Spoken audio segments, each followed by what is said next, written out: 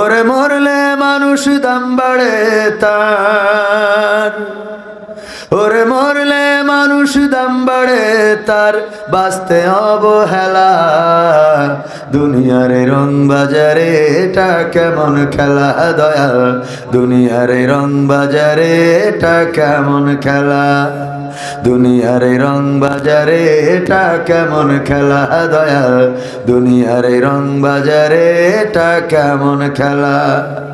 ওরে মরলে মানুষ দাম বাড়ে তার, মরলে মানুষ দাম বাড়ে তার, বাঁচতে অবহেলা।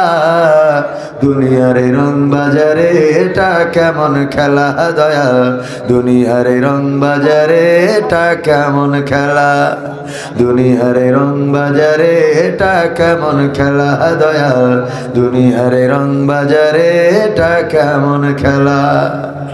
বাঁচতে মানুষ কেউ বলে না লোকটা বড় ভালো, মরলে বলে তার মরাতে বড় ক্ষতি হলো দয়াল, বড় ক্ষতি হলো। বাঁচতে মানুষ কেউ বলে না লোকটা বড় ভালো, মরলে বলে তার মরাতে বড় ক্ষতি হলো দয়াল, বড় ক্ষতি হলো। ওরে দেখতে আসে স্বজন সুজন, ওরে দেখতে আসে স্বজন সুজন, ডোবে যখন বেলা। দুনিয়ার রং বাজারে এটা কেমন খেলা দয়াল, দুনিয়ার রং বাজারে এটা কেমন খেলা, দুনিয়ার রং বাজারে এটা কেমন খেলা দয়াল, দুনিয়ার রং বাজারে এটা কেমন খেলা। ছেঁড়া কাপড় তাও জোটে না পরি কষ্ট করে, ঈদের নামাজ হয় না পড়া, নতুন জামা পরে দয়াল, নতুন জামা পরে। ছেঁড়া কাপড় তাও জোটে না পরি কষ্ট করে, ঈদের নামাজ হয় না পড়া, নতুন জামা পরে দয়াল, নতুন জামা পরে। ওরে নতুন কাপড় জুটবে জানি, ওরে নতুন কাপড় জুটবে জানি, ফুরাইলে বেলা। দুনিয়ার রং বাজারে এটা কেমন খেলা দয়াল, দুনিয়ার রং বাজারে এটা কেমন খেলা, দুনিয়ার রং বাজারে এটা কেমন খেলা দয়াল, দুনিয়ার রং বাজারে এটা কেমন খেলা। ভাঙা ঘরে দিন কেটে যাই বছর ঘুরে যুগ, এই জীবনে পাইলাম না তো একটু ভবের সুখ দয়াল, একটু ভবের সুখ।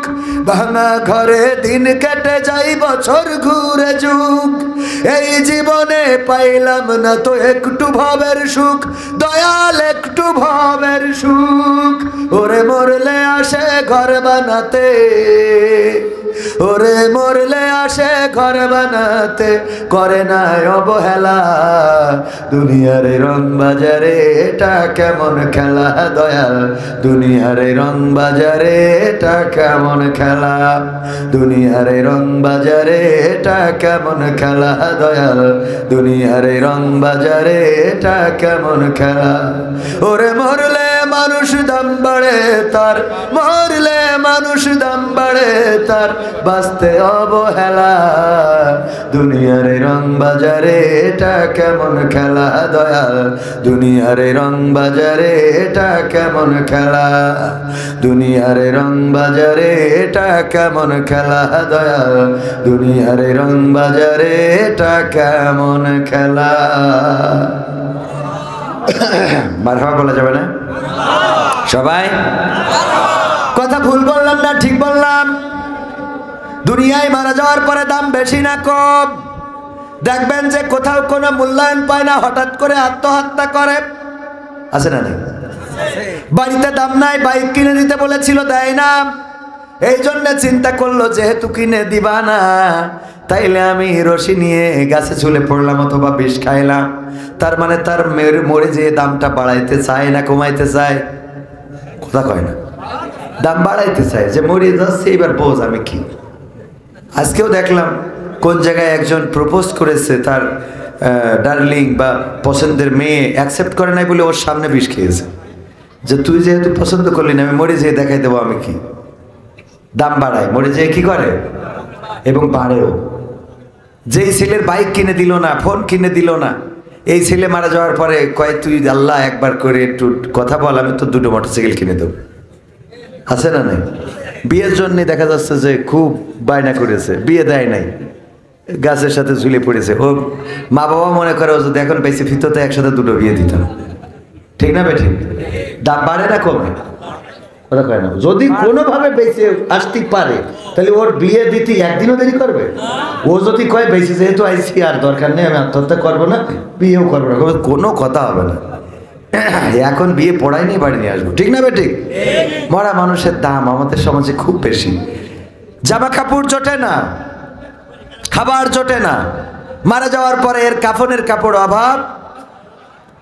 ওর ঘর উড়ে গেলে, ঘর ভেঙে গেলে যদি আপনাদেরকে ডাকে, আমার ঘর যদি ভেঙে যায়, যদি বলি ভাই আসেন তো একটু ঘরটা করে দেন, মাগনা ওয়াশ করি করি হাজার হাজার টাকা পান আর আমরা মাগনা করে দেবো।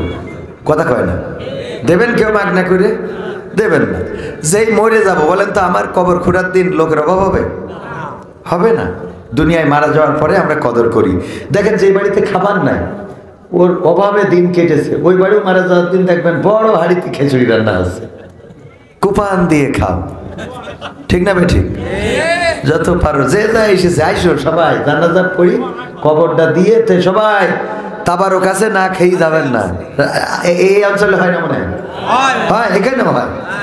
অথচ ওই লোকটার যদি বেশি থাকতি ওই হাড়ির চালের টাকাটা দিত, তা মনে হয় আর দুটো দিন খেয়ে তারপরে মরত। কথা কয় না? আর যদি ওই দিন আবুল হায়াত শেষ হয়ে মরেও যেত, তাও অন্তত ওইরকম টাকা পালি একটু গরুর গোশ, ছাগলের গোশ, উটির গোশ, ভেড়ার গোশ, হাতির গোশ, ঘোড়ার গোশ, কুত্তার গোশ, মানে যা মনে শখ হয় আর কি খাইতে পারতো। ঠিক কিনা?